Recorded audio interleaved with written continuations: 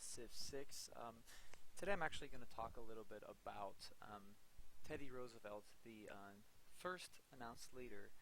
So what we're actually going to look at today is just how good of a leader are we speculating this new leader to be?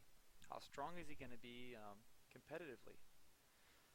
Well, let's look a little bit at what he has. Okay, so he's got the P-51 Mustang, okay, World War II aircraft.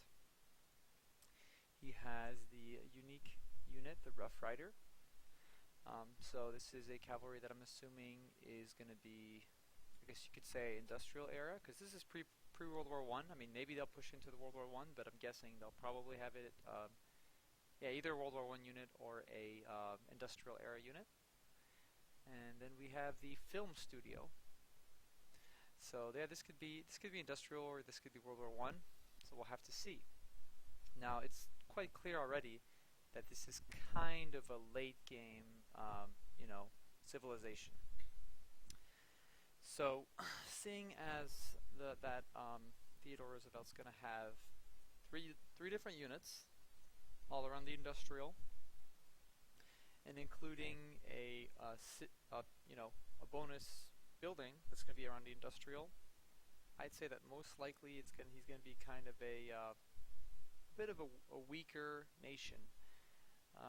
Now again, this is speculation, but the way that Firaxis has usually done things up to this point is they have not accounted for the fact that things come in later enough. So units that come in late, or nations with a lot of bonuses that come in late, their bonuses don't tend to be strong enough to make up for the fact that you've had to survive this whole time. So America is going to be a nation that, although again, units aren't everything, but as a nation in this game, it's going to be a little weak, most likely, because you're going to have to stay alive until the industrial era, where you get all your bonuses. Now, are you going to get big bonuses? Kind of. I mean, the film studio, if let's say it's giving you culture, will kind of help you push forward. And I guess you could say that you could start a war around the industrial era with a fair advantage. But I don't think that it's necessarily going to be enough to make up for being so perhaps having to wait so long to get these bonuses.